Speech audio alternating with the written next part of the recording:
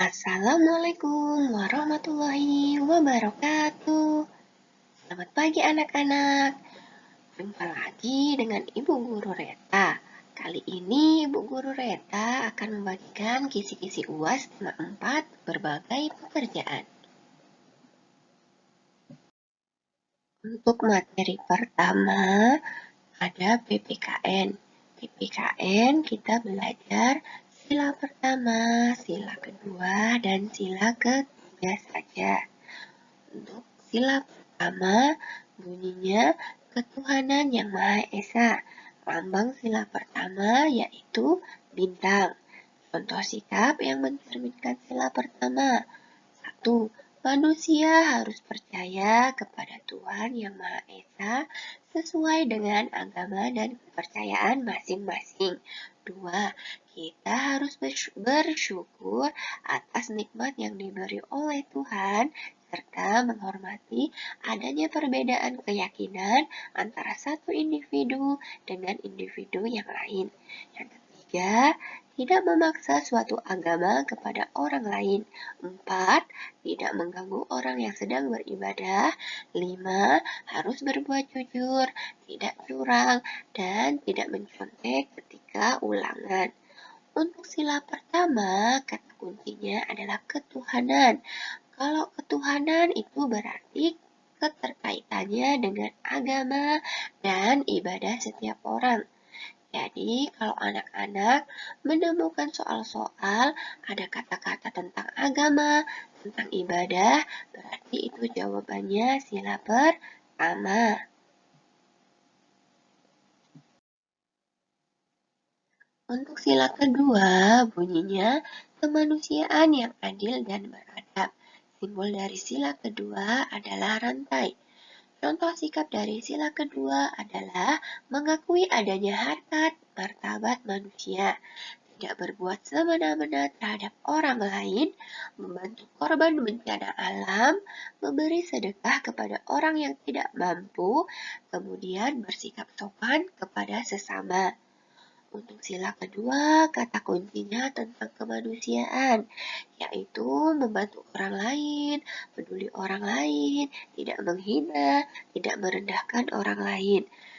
Kalau di pertanyaan nanti, anak-anak menemukan kata-kata tentang membantu orang, kemudian membantu orang yang kesusahan, memberi sedekah, tidak menghina, menjenguk orang yang sakit, itu berarti jawabannya adalah sila kedua.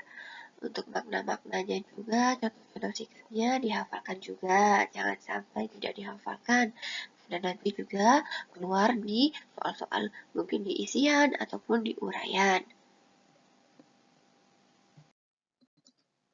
Masuk ke sila ketiga. Bunyi sila ketiga yaitu Persatuan Indonesia. Lambang dari sila ketiga adalah pohon beringin. Maknanya bahwa walaupun masyarakat Indonesia ini terdiri dari beragam pulau, dari beragam etnis, terdiri dari beragam suku, bahasa, daerah, agama, warna kulit, namun tetap wajib mendapat persamaan kedudukan. Sikap-sikap yang sesuai dengan sila ketiga yaitu tidak membeda-bedakan suku bangsa, menjunjung tinggi persatuan dan kesatuan, mau bekerja sama, seperti kerja bakti, gotong royong, dan piket bersama. Kemudian ada contoh lain juga, menggunakan produk-produk dalam negeri. Itu juga termasuk sila ketiga. Untuk sila ketiga, kata kuncinya ini tentang persatuan. Yang namanya persatuan pasti tidak membeda-bedakan suku dan mau bekerja sama. Jadi kalau nanti di soal ada pertanyaan-pertanyaan tentang persatuan, kemudian memberikan contoh tentang tidak membeda-bedakan suku, itu berarti sila ketiga. Kemudian dihafalkan juga sikap-sikap yang mencerminkan sila ke-1, sila kedua, sila ketiga. Nanti keluar juga di ujian. Untuk materi PPKN hanya sampai sila ketiga saja. Jadi nanti kalau di pilihan ganda misalnya ada sila keempat, sila kelima, itu diabaikan diabaikan saja. Jangan sampai dipilih karena kita belum belajar itu. Di tema 4 hanya belajar sila ke-1, sila kedua, dan sila ketiga. Masuk ke materi IPA. Di IPA kita akan belajar tentang sumber daya alam. Sumber daya alam adalah semua bahan yang dapat ditemukan oleh manusia di alam, bisa dimanfaatkan untuk keberlangsungan hidup kita. Penggunaan teknologi dapat memudahkan manusia dalam mengolah sumber daya alam. Contohnya apa saja? Pemanfaatan teknologi ternyata bisa berdampak positif. Contohnya, nelayan menggunakan radar, menggunakan kapal bermotor untuk memudahkan menangkap ikan. Nelayan yang memanfaatkan teknologi tersebut biasa dikenal dengan nelayan modern. Sedangkan yang menggunakan alat-alat yang masih sederhana seperti jaring, kemudian kapal layar untuk memanfaatkan energi angin itu masih disebut dengan nelayan tradisional. Untuk pemanfaatan teknologi yang lainnya, contohnya ada di eh, pembuatan teh dari daun dipetik, diolah menjadi teh, jadi teh kantong, teh serbuk, itu juga termasuk pemanfaatan teknologi. Kemudian pembuatan kain, pembuatan baju, pembuatan pensil, itu termasuk pemanfaatan teknologi. Kemudian, pemanfaatan teknologi juga ternyata ada dampak negatifnya atau dampak buruknya. Contohnya apa? Pemakaian pukat harimau dan bom ikan. Penggunaan pukat harimau dapat mengakibatkan populasi ikan atau hewan laut itu menjadi sedikit karena ikan-ikan mulai dari ukuran yang kecil sampai yang besar itu bisa tertangkap semua. Sedangkan bom ikan akan merusak terumbu karang, merusak habitat hewan laut, dan dapat menyebabkan hewan laut lainnya menjadi mati. Ini anak-anak kalau sudah lihat, wah ini ada tanda merah, ada tebal, ini biasanya keluar di UAS, keluar di ujian nanti. Jadi dihafalkan, jadi diingat-ingat, jangan sampai lupa. Lanjut, pemanfaatan sumber daya alam juga harus diikuti dengan pelestariannya. Kenapa? Supaya sumber daya alamnya tetap terjaga dan tidak habis. Cara pelestariannya, misalnya di pantai kita menanam tanaman bakau. Tujuannya untuk mengurangi abrasi. Abrasi ini apa sih? Abrasi pengikisan tanah oleh air laut. Kemudian bisa menahan gelombang air laut. Kemudian fungsi lainnya yaitu untuk tempat tinggal hewan-hewan kecil. Kemudian cara selanjutnya yaitu membuang sampah di tempatnya. Kemudian mengurangi sampah dengan mendaur ulang atau recycle. Dijadikan barang-barang yang bernilai ekonomis bisa dijual. Kemudian memakai barang berulang seperti kantong plastik dan botol minum itu bisa dipakai kembali. Mengganti tisu dengan sapu tangan atau disebut replace. Dan membawa tas belanja sendiri untuk mengurangi sampah plastik atau biasa kita sebut dengan reduce. Kemudian kita bisa melakukan reboisasi, penanaman hutan yang gundul. Cara pelestarian yang lain masih banyak lagi. Bisa dibaca lagi di bukunya. Tidak menebang pohon, kemudian tidak memburu hewan-hewan liar, itu juga termasuk cara pelestarian sumber daya alam. Untuk IPA materinya sampai di sini. Dipelajari dan diingat-ingat. Kemudian kita masuk ke IPS. Di IPS kita akan belajar tentang berbagai macam pekerjaan. Untuk memenuhi kebutuhan sehari-hari, kita perlu bekerja. Beragam pekerjaan, mulai dari daerah dataran tinggi, dataran rendah, dan daerah pantai. Setiap daerah pekerjaan itu pasti berbeda-beda. Penyebabnya karena adanya perbedaan sumber daya alam yang ada, juga adanya perbedaan keterampilan dari sumber daya manusianya. Di sini ada contoh-contoh pekerjaan di daerah dataran tinggi, dataran rendah, dan pantai. Aduh, Ibu Guru ada pilek ini jadi agak bindeng suaranya. Dataran tinggi contohnya ada bertani, kemudian berkebun seperti perkebunan kopi, teh, stroberi, kemudian ada beternak. Kemudian di dataran rendah ada buruh, ada petani, ada pedagang. Biasanya juga ini pegawai kantor itu di dataran rendah. Pekerjaan di bidang jasa kebanyakan ada di dataran rendah.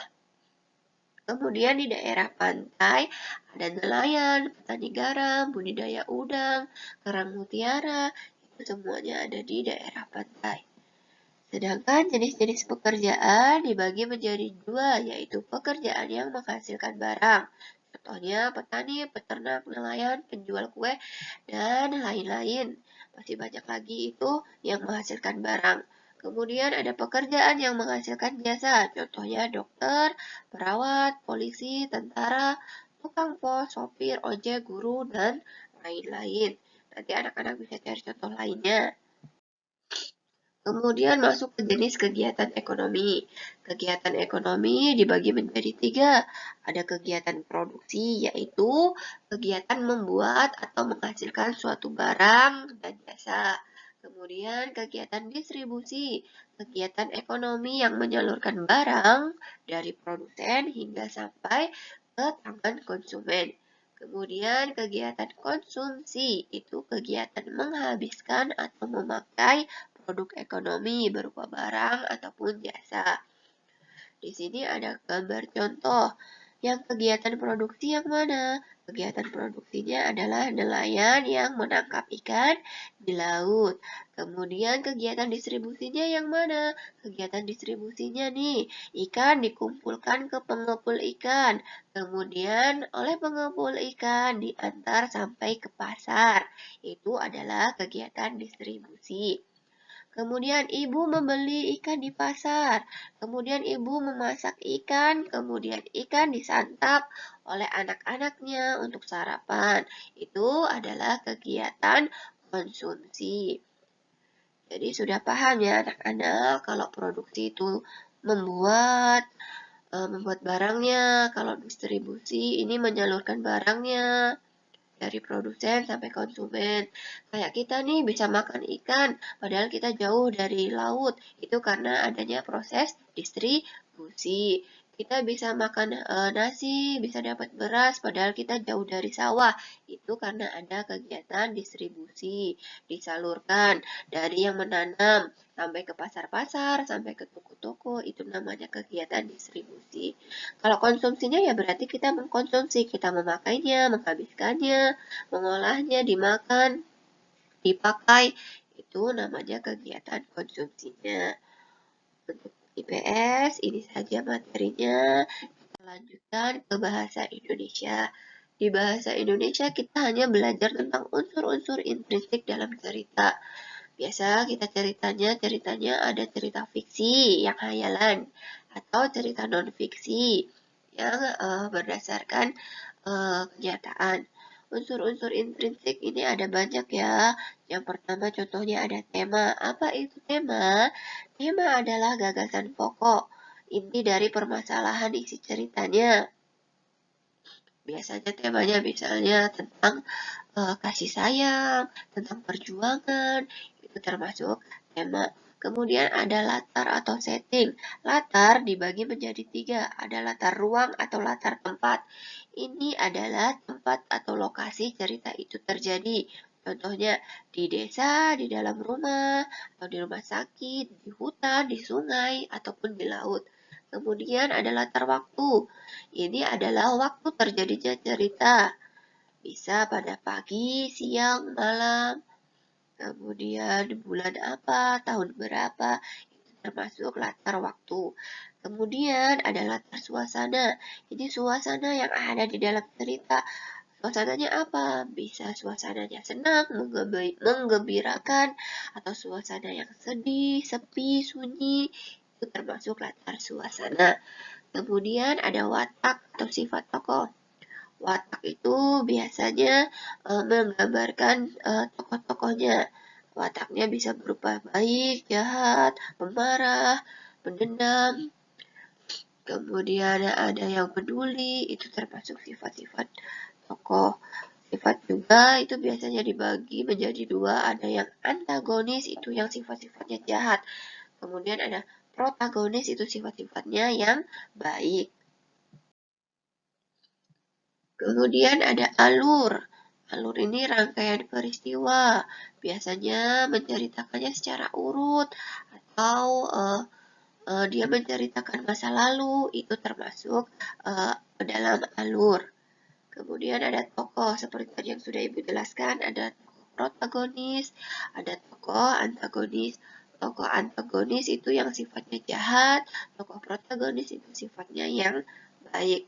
Terakhir ada amanat atau pesan moral, pesan yang ingin disampaikan penulis kepada pembacanya. Itu untuk materi bahasa Indonesia. Dihafalkan unsur-unsur intrinsiknya, kemudian penjelasannya apa, contoh-contohnya apa, itu dihafalkan. Terakhir di SBDP. Di SBDP kita belajar tentang seni rupa. Dalam membuat gambar atau melukis, hal yang pertama kita lakukan adalah membuat gambar sketsanya terlebih dahulu. Gambar sketsa itu apa? Gambar sketsa adalah gambar kasar atau gambar sementara di atas kertas maupun kanvas. Setelah menggambar sketsanya, barulah kita bisa mewarnainya. Menggambar dapat berupa berbagai macam bentuk, mulai dari bentuk 2 dimensi maupun 3 dimensi. Ciri-ciri gambar bentuk 3 dimensi yaitu yang pertama, gambar memiliki 3 unsur, yaitu ada panjang, lebar, dan tinggi. Memiliki ruang atau volume dan dapat dilihat dari segala arah. Gambar bentuk 3 dimensi dibagi menjadi 3, yaitu kubistis, silindris, dan bebas. Untuk benda kubistis, yaitu benda-benda yang memiliki bentuk kotak. Contohnya lemari, kursi, meja, televisi, kulkas, dan lain-lain yang bentuknya kotak itu termasuk benda kubistis. Kemudian ada benda silindris, yaitu benda-benda yang memiliki bentuk bulat atau lingkaran ataupun oval. Contohnya piring, gelas, botol, kendi, dan kunci. Kemudian ada benda bebas. Ini benda-benda yang bentuknya bebas, tidak beraturan. Ada contohnya buah-buahan, sayuran, bunga, dan lain-lain. Gambar pemandangan itu juga termasuk bentuk bebas. Kemudian kita akan mengapresiasi suatu karya seni. Memberi apresiasi terhadap karya seni dapat dilakukan dengan memberi penilaian, pujian, serta saran untuk perbaikan karya seni tersebut. Kita tidak boleh mencontek, menjiplak, ataupun meniru suatu karya seni tanpa izin dari penciptanya. Memberi penilaian buruk terhadap suatu karya seni bukanlah suatu apresiasi. Tapi kalau mengapresiasi itu kita memberi pujian, memberi saran untuk karya seninya menjadi lebih baik lagi. Contohnya nih ada gambar, kita memberi apresiasi. Bagaimana? Contohnya, gambar di atas adalah gambar yang sangat bagus. Gambarnya sangat rapi, memiliki perpaduan warna yang indah sehingga terlihat menarik. Itu salah satu contoh mengapresiasi suatu karya seni. Ini saja materi untuk UAS tema 4. Semoga lancar, ujiannya dimudahkan, anak-anak mendapat nilai yang bagus. Demikian Ibu akhiri. Wassalamualaikum warahmatullahi wabarakatuh.